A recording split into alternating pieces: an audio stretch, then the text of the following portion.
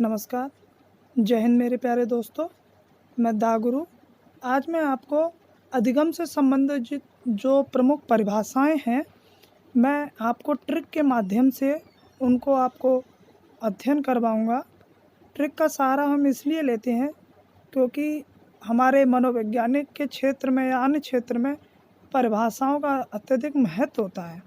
तो उसको अगर हम अक्षर पकड़ के और कुछ मन में कॉन्सेप्ट बना के अगर हम उस परिभाषा को याद करते हैं तो वह हमें सीखने में बहुत सरलता महसूस करवाती है। तो चलिए शुरू करते हैं हम आज का टॉपिक जो है हमारा अधिगम की परिभाषाएं। आपको मैं बता दूं, यह हमारा पहला लेक्चर है अधिगम से संबंधित। इससे पहले मैं आपको थॉर्नडाइक का सिद्धांत, पावलोव का सिद्धांत, स्किनर का और कॉलर का सिद्धांत मैं आपको करा चुका हूँ। आप मेरी पिछली वीडियो में देख सकते हैं। आज मैं आपको ट्रिक के माध्यम से अधिगम की जो परिभाषाएं हैं वो मैं आपको बताऊंगा। तो चलिए शुरू करते हैं। अगर अच्छा लगे तो सब्सक्राइब और शेयर अवश्य करें, यह आपके ऊपर डिपेंड करता है। तो चलिए सबसे पहले हम जानते हैं सीखने का अर्थ। सीखने से का अर्थ एवं सिद्धांत है। चलिए, सीखने को अधिगम कहते हैं। वुडवर्थ के अनुसार सीखने के प्रकरण को मनोवैज्ञानिक के क्षेत्र में सबसे आधारभूत माना है। यह हमेशा याद रखना है कि पूछा जा सकता है कि सबसे मनोवैज्ञानिक के क्षेत्र में सबसे ज़्यादा आधारभूत किस चीज़ को माना गया है, तो यह सीखने के प्रकरण को माना गया है। चलिए, अब कुछ प्रमुख परिभाषाएं हैं, उनको ट्रिक के माध्यम से और मन में कुछ कॉन्सेप्ट बना के हम इनको याद करेंगे। तो पहले जो हमारे मनोवैज्ञानिक हैं उनका नाम है वुडवर्थ। चलिए पहले मैं आपको बता दूं, वुडवर्थ ने जो कहा है उनको सुनिए। नवीन ज्ञान तथा नवीन प्रतिक्रियाओं का अर्जन करने की प्रक्रिया ही अधिगम है। क्या कहा है इन्होंने? नवीन ज्ञान नवीन प्रतिक्रियाओं का अर्जन करने की प्रक्रिया ही अधिगम है। अब हम कैसे याद करेंगे? अभी तो हमने एक याद की है, लेकिन आगे हमारी जो परिभाषाएं आएंगी वो बढ़ती चली जाएंगी। तो हम इसको कुछ मन में कॉन्सेप्ट बना के कैसे याद करेंगे? देखिए, जो ये वुडवर्थ है, वुडवर्थ में हमारा बर्थ आ रहा है। बर्थ माने होता है हमारा जन्म। बर्थ माने क्या होता है? हमारा जन्म। ये तो जन्म कोई किसी बच्चे का होता तो नया होता है, तभी तो जन्म होता है। तो जन्म से हम याद कर सकते हैं नवीन, नया जन्म को नवीन जन्म से हम मिला के कर सकते हैं। इसके बाद क्या होता है? नवीन अगर कहीं पे भी आए, नवीन ज्ञान तथा नवीन प्रतिक्रियाओं का अर्जन ही अधिगम किसने कहा है? तो हम सीधे वुडवर्थ पे चले जाएंगे। बर्थ नवीन, जो मैंने भी इसी तरीके से याद किया है। मैं भी एक स्टूडेंट हूँ, इसीलिए मैं आपको जो मेरी कुछ समझ है, मैं आपको उस अपनी समझ के माध्यम से आपको जोड़ना चाहूँगा, जो मैंने समझा जिस तरीके से। ठीक है, हंसी में पढ़ेंगे, अपने लोग सारी परिभाषाएं सीख जाएंगे। चलिए आगे शुरू करते हैं। गिलफोर्ड, ये तो बहुत ही फनी कॉन्सेप्ट होगा हमारा याद करने का, और शायद नहीं भूलेंगे आप कभी भी। पहले हम इनकी परिभाषाएं पढ़ लेते हैं। गिलफोर्ड ने कहा है व्यवहार द्वारा व्यवहार में परिवर्तन ही अधिगम है। यानी व्यवहार द्वारा व्यवहार में परिवर्तन ही क्या है? हमारा अधिगम। इन्होंने ये कहा है। अगर कहीं व्यवहार में परिवर्तन, देखो सबसे जल्दी आता है गिलफोर्ड को किससे याद करेंगे हम? गिल्ली डंडा से। किससे? गिल्ली डंडा खेलते हैं ना हम, बचपन में बहुत खेला था। हम खेलने को मिल जाए अभी भी खेल लेंगे, लेकिन समय नहीं मिल पाता है। तो चलिए, गिलफोर्ड होता है हमारा, गिल्ली डंडा से हमने कर दिया। अब देखो, अगर कोई भी बच्चा गिल्ली डंडा खेलते हुए मिल जाए तो हमारा बहुत मन करेगा खेलने का, है ना? तो हमारा भी क्या होगा? व्यवहार में परिवर्तन आएगा और हम भी क्या? गिल्ली डंडा खेलने लगेंगे। ठीक है, व्यवहार में क्या आ जाएगा? हमारे परिवर्तन। क्योंकि अभी तो हमें समय नहीं मिल पाता है, इसलिए हम नहीं खेल पाते हैं। लेकिन अगर हमें समय मिल गया, किसी को गिल्ली डंडा खेलते हुए देख लिया हमने और उसने हमसे कह दिया कि आ जाओ यार गिल्ली डंडा खेलते हैं, तो हम तुरंत चले जाएंगे, है ना। हम बिल्कुल निसंकोच हो के अपना परिवर्तन कर लेंगे। कहीं पे जा रहे होंगे तो यार क्या यार आज एक गेम खेल लेते हैं, है ना। तो ये गिलफोर्ड का हम याद रखेंगे, व्यवहार द्वारा व्यवहार में परिवर्तन, यानी व्यवहार परिवर्तन हो जाता है गिल्ली डंडा ही देख के। चलिए अब देखो स्किनर का कैसे याद रखेंगे। ये प्रमुख परिभाषाएं ही हैं जो अधिकतर हमारे सी टेट, सुपर टेट और भी यूपी टेट हैं और भी राजकीय टेट परीक्षाएं हैं, उनमें ये आती हैं, ठीक है। तो चलिए शुरू करते हैं स्किनर का सिद्धांत। हमारा स्किनर के सिद्धांत में क्या बताया है, स्किनर के सिद्धांत में बताया है इन्होंने, स्किनर ने बताया है, सॉरी, स्किनर ने अपनी परिभाषा में यह बताया है कि जो अधिगम है व्यवहार में उत्तरोत्तर सामंजस्य की प्रक्रिया ही अधिगम है। अधिगम क्या है, व्यवहार में उत्तरोत्तर सामंजस्य की प्रक्रिया अधिगम है। तो स्किनर को कैसे हम याद रखेंगे, स्किनर का हम, हमारी ये स्किन होती है हमारी बॉडी पे, स्किन ही तो होती है, जो ये खाल होती है इसको स्किन बोलते हैं, है ना। तो स्किन हमारे क्या है, हमारे शरीर में सबसे ऊपरी परत है हमारी, है ना, ऊपरी परत है। ऊपरी परत से हम याद रखेंगे उत्तरोत्तर, यानी उत्तरोत्तर सबसे ऊपर, वो हमारी स्किन से रिलेट कर लेंगे अपना उत्तरोत्तर में, ठीक है। स्किन हमारी सबसे ऊपर की शरीर की एक संरचना है जिसको हम उत्तर से या ऊपरी से इसको रिलेट करेंगे। आप अपने मन में किसी भी तरीके से, मैंने तो इसी तरीके से याद किया हुआ है, स्किन का अगर सिद्धांत, स्किन की अगर परिभाषा पूछी जाए कि व्यवहार में उत्तरोत्तर सामंजस्य की प्रक्रिया किसने कहा है, तो मैं तुरंत लगा दूंगा स्किनर। स्किन, स्किनर, उत्तर, उत्तरोत्तर, ठीक है। इस तरीके से हम रिलेट करके याद कर सकते हैं।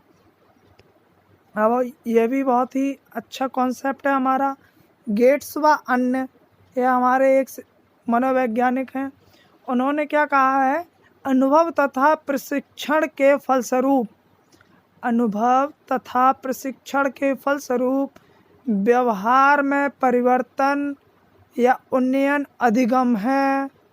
क्या कहा इन्होंने, अनुभव तथा प्रशिक्षण के फलस्वरूप व्यवहार में परिवर्तन उन्नयन अधिगम है। अब ये क्या होता है, कैसे याद करेंगे, आप देखो, आपको मैं बताऊं, हमारा जो गेट है, हमारा दरवाज़ा है, हमारे घर के गेट पे अनुभवी और प्रशिक्षित लोग बैठेंगे तो फिर हम अच्छे व्यक्ति बनेंगे, राष्ट्र की उन्नति में सहायक होंगे। तो इसीलिए हमारे गेट पे कैसे लोग आने चाहिए, अनुभवी लोग आने चाहिए, प्रशिक्षित लोग आने चाहिए। अगर कोई अनुभवी या प्रशिक्षित नहीं आता है तो ऐसा नहीं है मार के भगा देंगे, अच्छी तरीके से अच्छा व्यवहार करेंगे हम उनके साथ, किस लिए आए हैं वो पूछेंगे। तो गेट्स व अन्य का किस तरीके से याद रखेंगे, हमारे गेट पे अनुभवी और प्रशिक्षित लोग आएंगे जिससे हमारे व्यवहार में परिवर्तन होगा, यही हमारा अधिगम कहलाएगा। तो गेट्स का तो बहुत सरल हो गया, हमारा अनुभवी और प्रशिक्षित लोग हमारे गेट के सामने बैठते हैं, हमारे गेट पे आते हैं, जिससे हमारा भी व्यवहार अच्छा होता है। चलिए आगे आते हैं, हमारे क्रो एंड क्रो, काँव महोदय आते हैं, सॉरी, है ना, किसी की हंसी नहीं मनानी चाहिए, लेकिन फ़नी तरीके से याद करेंगे। क्रो एंड क्रो ने क्या कहा है, आदतों, ज्ञान तथा अभिवृत्तियों का अर्जन ही अधिगम है। अब क्रो क्या होता है, क्रो की एक आदत होती है, आदत किसकी होती है, कौवे की, क्या, काँव काँव करना। काँव काँव याद करने से क्या है, काँव काँव, क्रो एंड क्रो को किससे रिलेट करेंगे, आदत से। क्रो एंड क्रो को हम आदत से रिलेट करेंगे, क्रो एंड क्रो आदत। यानी आदत, ज्ञान और वृत्तियों का अर्जन ही अधिगम किसने कहा है? हमारा क्रो एंड क्रो ने कहा है। ये भी मेरे ख्याल से याद करने में आपको कुछ भी कठिनाई नहीं होनी चाहिए। आप केवल अपने मन में कॉन्सेप्ट आप अपनी मर्जी से भी बना सकते हैं। यह मेरा कॉन्सेप्ट था जो मैंने बनाया है, आप भी अपने तरीके से किसी भी तरीके से याद कर सकते हैं। अब हमारे आते हैं कल्ट लेवल। ये भी मैंने एक ट्रिक बनाई है, पहले इनका सुन लेते हैं इन्होंने क्या कहा है। वातावरण का संगठन अधिगम है, वातावरण का संगठन अधिगम है, ठीक है। कल्ट लेवल ने कहा है वातावरण का संगठन अधिगम है। अभी इसको कैसे हम रिलेट करेंगे अपने ट्रिक के माध्यम में? लेवल, लेवल से क्या याद रखेंगे हम? लेवल से याद रखेंगे हम लेवल। लेवल क्या होता है? समानांतर, पैरेलल। जो लेवल में कहते हैं कि इसको लेवल में करो, मिट्टी को कहते हैं ये थोड़ी ऊपर नीचे है मिट्टी, इसको लेवल में करो। तो उसी तरीके से हम वातावरण में हमारे क्या होता है, हमारे वातावरण में क्या क्या चीज़ आती है, हमारे जो चारों तरफ हमें दिख रही है, पशु पक्षी, पेड़ पौधे, मिट्टी, घास, कोई भी चीज़ है, ये सब हमारे वातावरण के अंतर्गत ही आते हैं। कल्ट लेवल इसी को ही, हाँ, इसको ही हम लेवल। अब मिट्टी भी आती है भाई वातावरण में, है ना। मिट्टी को क्या करेंगे हम? लेवल में करेंगे, यानी बराबर कर रहे हैं हम, ठीक है। अब लेवल कर रहे हैं किसमें? वातावरण। मैंने तो याद कर लिया है, अब आप देखें किस तरीके से याद करेंगे। लेवल का जो मैंने कॉन्सेप्ट है वो वातावरण से जोड़ लिया है। लेवल में मिट्टी होती है, सॉरी, वातावरण में हमारे मिट्टी होती है, मिट्टी को हम लेवल बना के रखते हैं, लेवल में रखते हैं खेत में काम करते समय, तभी हमारी फसल अच्छी तरीके से उपजाऊ होती है। छिड़काव विधि सबसे ज़्यादा उपयोगी होती है हमारी, है ना, फसलों के लिए। अब देखो आते हैं हमारे पावलाव महोदय। पावलाव महोदय थे, इन्होंने अपना सिद्धांत, मैंने पिछले अपने सिद्धांत में बताया था, जो इन्होंने अपना अनुकूलित अनुक्रिया का सिद्धांत, है ना, प्राचीन अनुबंधन का सिद्धांत, तो ये जो है पावलाव महोदय का है। पावलाव महोदय ने को अनुकूलित अनुक्रिया के सिद्धांत से मैंने जोड़ा है, क्योंकि उनका सिद्धांत ही यही कहता है, सिद्धांत का नाम ही यही है, अनुकूलित अनुक्रिया। पिछले आप मेरी वीडियो में आराम से स्ट्रक्चर और चित्र के माध्यम से मैंने पढ़ाया हुआ है, आप उसको अगर देखेंगे, मुझे आशा है आपको अच्छी तरीके से समझ में नहीं आएगा। समझ में अगर नहीं आएगा तो फिर मैं आपको बताऊंगा, और समझ में आ गया तो आप हमारी वीडियो को लाइक भी करेंगे, शेयर भी करेंगे, है ना। और जो नहीं समझ में आएगा आप कमेंट के माध्यम से मुझे बताइए, अगर मुझे आएगा तो मैं अवश्य बताऊंगा, वरना नहीं आएगा तो मैं किसी से पूछ के ज़रूर आपको बताऊंगा, लेकिन बताऊंगा ज़रूर। तो चलिए शुरू करते हैं। पावलाव महोदय ने क्या कहा है? पावलाव ने कहा है कि अनुकूलित अनुक्रिया के फलस्वरूप आदतों का निर्माण करना ही अधिगम है। अब देखो यार, इसमें भी आदत आ गया, हमारे क्रो एंड क्रो में भी आदत आ गया, लेकिन उसमें अनुकूलित अनुक्रिया तो नहीं आया था। ये थोड़ा बहुत तो हमें ध्यान रखना पड़ेगा। चलिए, क्योंकि पावलाव का सिद्धांत है, अधिकतर सब लोगों को याद होगा, शास्त्रीय अनुबंधन का सिद्धांत, क्लासिकल सिद्धांत, अनुकूलित अनुक्रिया का सिद्धांत किसने दिया है? पावलाव ने। तो ये तो आ जाएगा, तो मेरे ख्याल से आपको दिक्कत नहीं होनी चाहिए, है ना। तो चलिए आगे हमारे जो मनोवैज्ञानिक हैं उनका सिद्धांत सुनते हैं। थॉर्नडाइक। थॉर्नडाइक जी जो हैं, इनका जो सिद्धांत था वो भी मैंने आपको बताया है। थॉर्नडाइक ने अपना सिद्धांत बिल्ली पे प्रतिपादित किया था, है ना। इनमें उद्दीपक अनुक्रिया का सिद्धांत होता है, इनका अन्य नाम है, और अन्य नाम है, मैंने बताए हैं, आप आराम से देख सकते हैं। तो चलिए, थॉर्नडाइक ने क्या कहा है? उपयुक्त अनुक्रिया का चयन करना तथा उत्तेजना से जोड़ना अधिगम है। क्या कहा है? उपयुक्त अनुक्रिया का चयन करना, अनुक्रिया का चयन करना तथा उत्तेजना से जोड़ना ही क्या है? हमारा अधिगम है। थॉर्नडाइक का जो सिद्धांत है वो है वह है उद्दीपक अनुक्रिया का सिद्धांत। लेकिन पावलोव का जो सिद्धांत है वो अनुकूलित अनुक्रिया है। इन्होंने उद्दीपक पे सबसे ज़्यादा जोर दिया है ना। लेकिन जो थॉर्नडाइक महोदय थे, इनका नाम तो उद्दीपक अनुक्रिया था, लेकिन उद्दीपक पे इन्होंने जोर नहीं दिया है। तो थॉर्नडाइक का जो सिद्धांत है वो अनुक्रिया से ही हमने जोड़ा है, क्योंकि उद्दीपक अनुक्रिया इनके ही सिद्धांत में आता है। तो और अगर अनुकूलित अनुक्रिया पूरा लिख के आए तो वो हमारे पावलोव महोदय हैं, और अगर केवल अनुक्रिया आए लिख के तो अनुक्रिया हो जाती है हमारी थॉर्नडाइक। ठीक है, आप अपने हिसाब से भी कुछ जोड़ के बताइए, कुछ ट्रिक के माध्यम से बताइए, कमेंट करना आप कि इस तरीके से हम अगर इसको रिलेट करते तो और अच्छा हो पाता। तो मैं आगे ज़रूर कोशिश करूँगा कि इस पर ध्यान दूँ। तो चलिए आगे हमारे आते हैं क्रॉनबैक महोदय। देखिए इनके नाम से एक पक्षी का नाम याद आ गया मुझे, क्रॉन्च एक पक्षी होता है। क्रॉन्च को हम सारस भी कहते हैं, सारस। अब तो सब समझ गए होंगे, क्रॉनबैक से क्रॉन्च याद करो, है ना। और जो हमारे उत्तर प्रदेश के भाई बहन हैं वो जानते होंगे हमारे राष्ट्रीय पक्षी कौन सा है, तो वो हमारा क्रॉन्च ही है, यानी सारस ही है। सारस जो है हमारे यूपी का राष्ट्रीय पक्षी है। अब राष्ट्रीय पेड़ कौन सा है और राष्ट्रीय जानवर कौन सा है, ये आप कमेंट में आप हमें बताना कि यूपी का राष्ट्रीय जो जानवर है वो कौन सा है, वो आप हमें बताएंगे। और हाँ, एक बात और बता दूं, जो ये क्रॉन्च और जो ये सारस है, क्रॉन्च या सारस एक ही को ही कहते हैं। यह उड़ने वाले पक्षियों में सबसे बड़ा पक्षी कौन सा है? क्रॉन्च ही है जो सबसे बड़ा पक्षी है जो उड़ सकता है। तो चलिए शुरू करते हैं।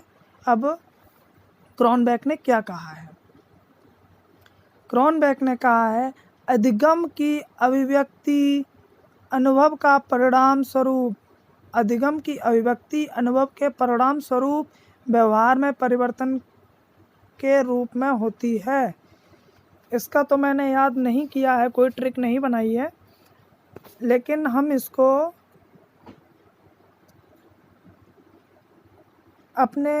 आप मुझे बताना किस तरीके से याद किया जाए, मुझे तो अभी नहीं समझ में आ रहा है। आप बताएंगे तो मैं उस पर ज़रूर ध्यान दूंगा। क्रॉनबैक ने क्या कहा है? अधिगम की अभिव्यक्ति अनुभव के परिणाम स्वरूप व्यवहार में परिवर्तन के रूप में होती है।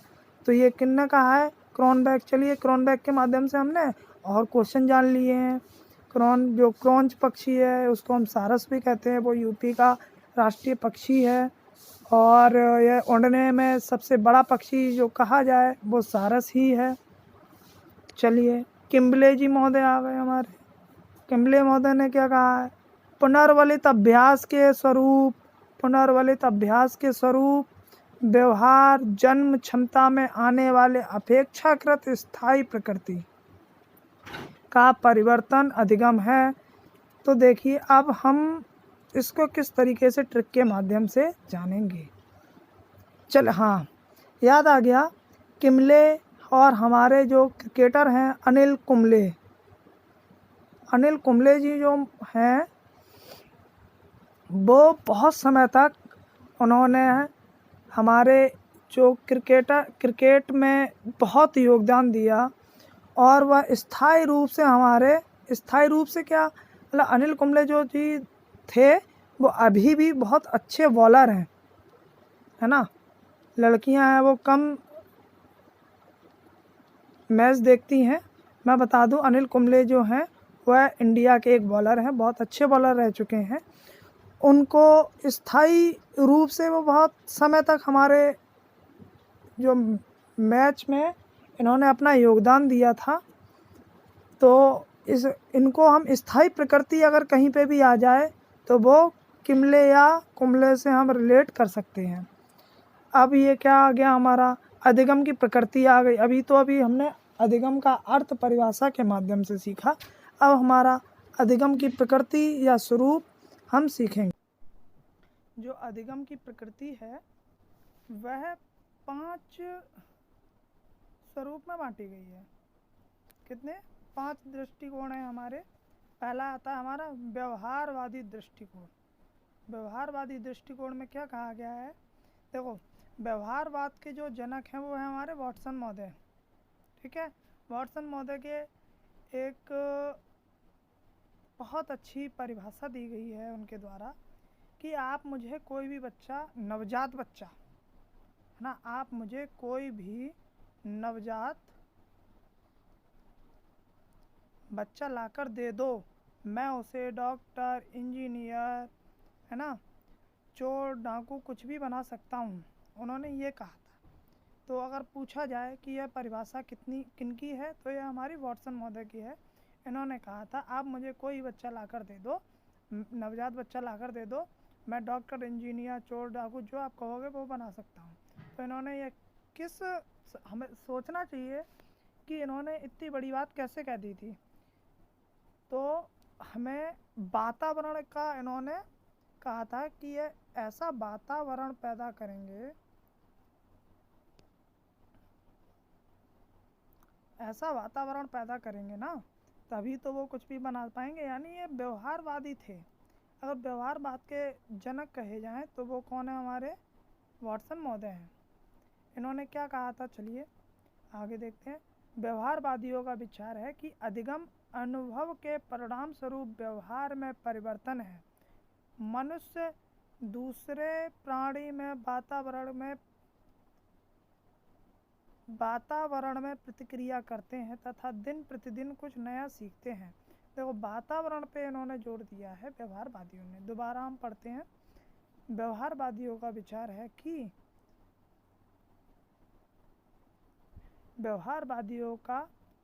है कि अधिगम यानी सीखना, अनुभव के परिणाम स्वरूप व्यवहार में परिवर्तन है। मनुष्य तथा दूसरे प्राणी वातावरण में प्रतिक्रिया करते हैं तथा दिन प्रतिदिन कुछ ना कुछ नया सीखते रहते हैं, है ना। यानी व्यवहारवादियों ने कहा है कि हम वातावरण में रहते हैं और कुछ ना कुछ प्रतिक्रिया करते हैं, जिससे हम कुछ ना कुछ सीखते रहते हैं। अब भाई गेस्टाल्टवादी आ गए। गेस्टाल्टवाद में क्या है हमारा है? गेस्टाल्ट का जो हमारा है कॉलर महोदय, कॉलर गेस्टाल्टवादियों की ही देन है। कॉलर का जो सिद्धांत है अंतर्दृष्टि और सूझ का सिद्धांत, वो इन्होंने कहा है कि अधिगम जो है संपूर्ण स्थिति की प्रतिक्रिया है। आप पिछले हमारे कॉलर का सिद्धांत देखना, हमारे उसमें सब बताया गया है। बहुत अच्छी तरीके से चित्र के माध्यम से बताया गया है और मैंने खुद भी डायग्राम हाथ से बनाया था और चित्र भी मैंने बनाया है, उससे आप देखना। इन्होंने गेस्टाल्टवादियों ने क्या कहा है कि अधिगम संपूर्ण स्थिति की संपूर्ण प्रतिक्रिया है। तो यह गेस्टाल्टवादियों के सिद्धांत में कहा गया है। आप कॉलर का सिद्धांत देखेंगे तो आपको तो एकदम कॉन्सेप्ट आपको याद हो जाएगा, कुछ भी याद करने की इसमें ज़रूरत नहीं पड़ेगी। अब आ गया हमारा प्रयत्न और भूल का दृष्टिकोण। यह थॉर्नडाइक का सिद्धांत है ना, त्रुटि या प्रयत्न का सिद्धांत यह थॉर्नडाइक का था।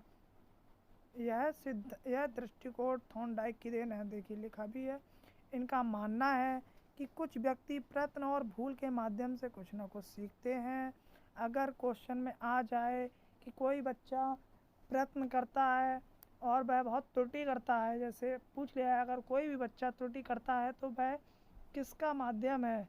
वह उसकी गलती हो रही है, वह कुछ नया सीखेगा या वह कुछ नहीं सीख सकता, है ना। और पूछ लिया जाए कि यह एक सीखने के लिए प्रारंभिक प्रक्रिया है, तो यह हमारे बिल्कुल सही हो जाएगा हमारा क्वेश्चन कि जो हमारी त्रुटि है वह सीखने की प्रारंभिक प्रक्रिया होती है। हम भूल करते हैं, कुछ ना कुछ नया सीखते हैं, वही इसमें कहा गया है।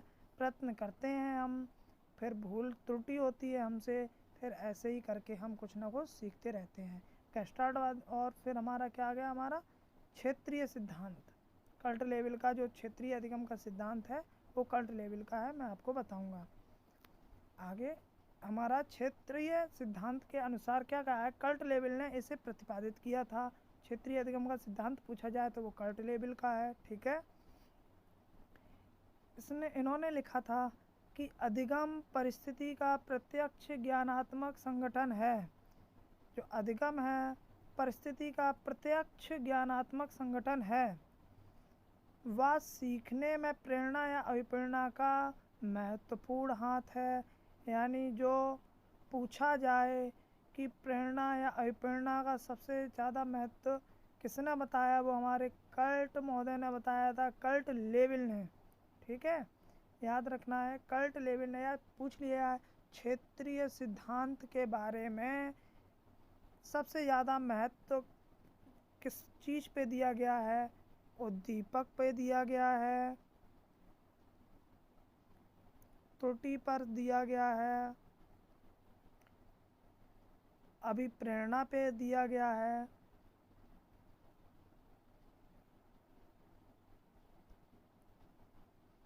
या पूछ लिया जाए समग्रता पे दिया गया है। ठीक है, तो उद्दीपक पे जो सबसे ज़्यादा फोर्स किया है वो हमारे थे पावलोव महोदय। पावलोव महोदय ने उद्दीपक पे दिया था। त्रुटि और प्रयास का भी मैंने बताया ही था, थॉर्नडाइक ने दिया है। अभिप्रेरणा का अभी बता दिया कि क्षेत्रीय सिद्धांत के बारे में दिया है। और समग्रता का सिद्धांत भी हमारे कौन थे, कॉलर जी थे। कॉलर जी हमारे जो थे आप कॉलर ने ही तो बताया था संपूर्णता का सिद्धांत, और या कर्ट है ना, इन्होंने ही बताया था समग्रता। 4 मनोवैज्ञानिक थे जिन्होंने ये बताया था इस सिद्धांत, जो हमारे कॉलर का अंतर्दृष्टि और सूझ का सिद्धांत था या समग्रता का सिद्धांत था, वो इन्होंने अच्छी तरीके से मैंने बताया है, आप देखना। एक लास्ट जो है हमारा हॉर्मिक दृष्टिकोण। हॉर्मिक क्या होता है, हॉर्मिक दृष्टिकोण क्या होता है, यह शायद नया होगा। यह मैकडूगल की देन है।